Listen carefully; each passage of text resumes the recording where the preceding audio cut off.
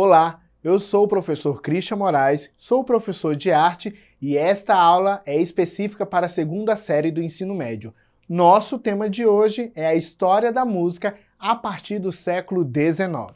E eu vou introduzir a nossa aula de hoje trazendo para vocês a importância da música. Sons e ruídos estão impregnados no nosso cotidiano de tal forma que, na maioria das vezes, não tomamos consciência deles.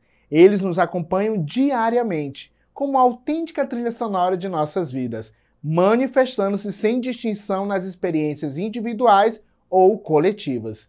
Isso ocorre porque a música, a forma artística que trabalha com os sons e ritmos nos seus diversos modos e gêneros também, geralmente permite realizar as mais variadas atividades sem exigir a atenção centrada do receptor, apresentando-se no nosso cotidiano de modo permanente, às vezes de maneira até quase imperceptível. Entre as inúmeras formas musicais, a canção popular, que é verso e música, nas suas diversas variantes, certamente é a que mais embala e acompanha as diferentes experiências humanas. A canção e a música popular poderiam ser encaradas como uma rica fonte para compreender certas realidades da cultura popular e desvendar a história de setores da sociedade poucos lembrados pela historiografia. E aí eu vou trazer para vocês um pouco esse percurso da música a partir do século XIX aqui no Olhar do Brasil. A música do Brasil é uma expressão mais importante da música brasileira. Formou-se principalmente a partir da fusão de principais elementos europeus, indígenas e africanos, trazido por colonizadores portugueses e também pelos escravos. Até o século XIX, Portugal foi a principal porta de entrada para a maior parte das influências que construíram a música brasileira, tanto a erudita quanto a popular, introduzindo a maioria do instrumental, o sistema harmônico, a literatura musical e a boa parcela de formas musicais cultivadas no país ao longo dos séculos, ainda que diversos desses elementos não fossem de origem portuguesa, mas genericamente europeias. A maior contribuição do elemento africano foi a diversidade rítmica e algumas das danças e instrumentos. A exemplo deles, temos o nosso maracatu, que tiveram um papel muito importante no maior desenvolvimento da música popular e também folclórica. O indígena praticamente não deixou traços nas suas correntes principais, salvo alguns gêneros folclóricos da ocorrência da sua região.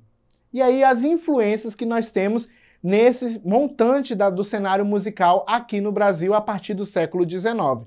Com a crescente influência de elementos melódicos e ritmos africanos, a partir dos séculos XVIII, a música popular começou a adquirir uma sonoridade caracteristicamente brasileira, que se consolida na passagem do século XIX para o século XX, principalmente através da difusão do lundum, do frevo, do choro e do nosso famoso e conhecido o samba.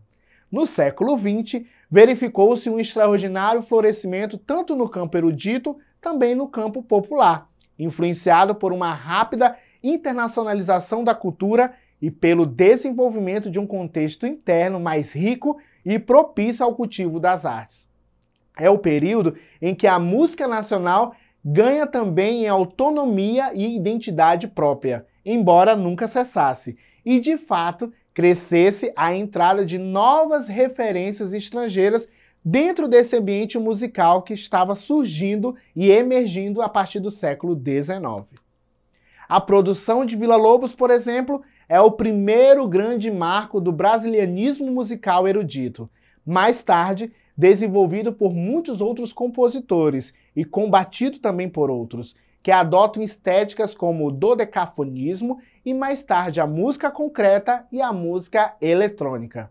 No mesmo período, a música popular ganha o respeito das elites, consolida gêneros e que se tornaram marcas registradas do Brasil, como o samba e a famosa bossa nova, ao mesmo tempo em que o rock e o jazz norte-americano são recebidos no país também com muito sucesso, adquiriram feições próprias e conquistaram legiões de fãs por todo o país.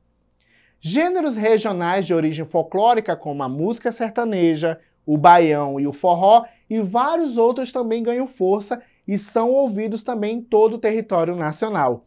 Esse crescimento exponencial em quantidade e qualidade de atividade musical ao longo do século XX, que inclui o surgimento de inúmeras escolas básicas e academias superiores, gravadoras, fábricas de instrumentos, orquestras, sinfônicas e conjuntos diversificados, emissoras de rádios e televisões também. Também entram editoras de partituras, festivais e outras vias de produção e divulgação, tornou a música brasileira conhecida e apreciada internacionalmente, sendo objeto também de intenso estudo especializado no Brasil e também no estrangeiro. E aí eu vou trazer agora para vocês um pouco da música popular urbana.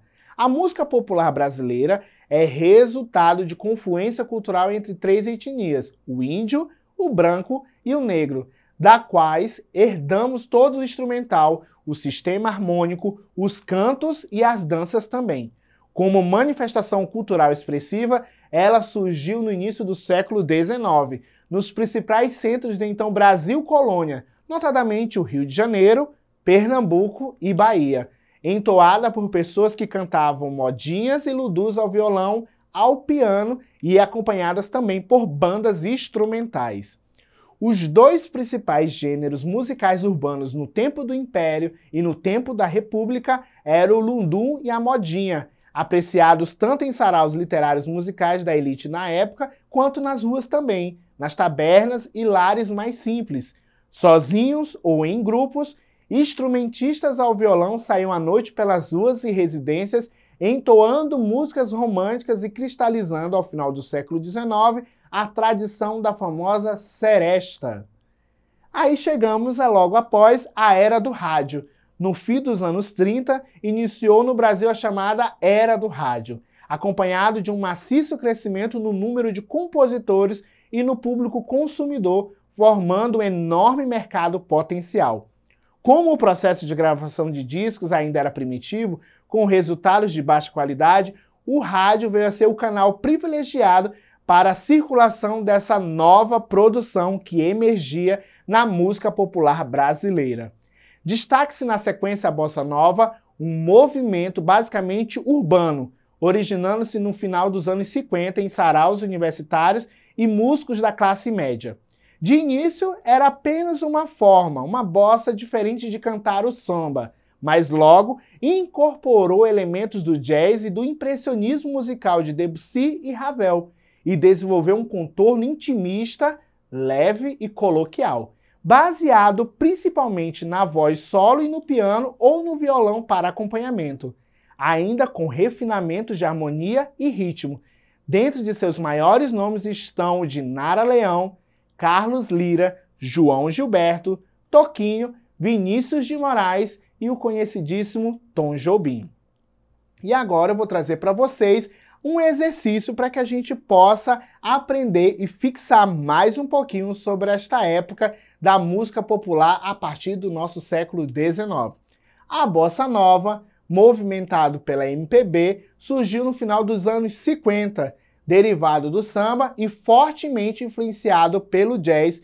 Teve como primeiro registro fonográfico o disco A. Garota de Ipanema, de Tom Jobim, B. Conversa de Botequim, de Noel Rosa, C. Canção de Amor Demais, com Elizabeth Cardoso e João Gilberto, em 1958, ou D. Desafinado, somente com João Gilberto. Bom, essa é uma curiosidade da nossa música popular brasileira. Eu acho que você, assim como eu, não pode ter vivido nessa época, então a resposta é a letra C, o primeiro registro fonográfico desse surgimento da bossa nova dentro do movimento da música popular brasileira. É a resposta de letra C, Canção de Amor Demais, com Elizabeth Cardoso e João Gilberto. Só recapitulando um pouquinho para vocês, a música popular brasileira tem seu início, pontapé, lá no século XIX, com influências europeias e, claro, se misturando com as influências indígenas, negras e também dos brancos que vinham de Portugal, e a partir daí há uma mistura musical muito efervescente. Passados esses anos, chegado no século XX, por meados dos anos 50, surge a música popular brasileira e dentre dela também a bossa nova, o samba, o ludum, as serestes e as músicas tradicionais que tocavam tanto para as elites quanto para as classes mais simples. E aí eu vou deixar para vocês um exercício para você praticar na sua casa. Se você conhece a bossa nova, que faz parte da origem da música popular brasileira, se não, faça uma busca, por exemplo, nas suas plataformas de música no seu celular. E também você pode conversar com os antigos da sua casa ou da sua família. Converse com eles, faça uma entrevista de como é que era a música nessa época e quais as letras e canções e artistas que mais marcaram essa geração e que sustentam até os dias de hoje. E não esqueça de acessar a plataforma Eduque. Lá você pode revisitar essa aula e ampliar suas pesquisas sobre esse tema.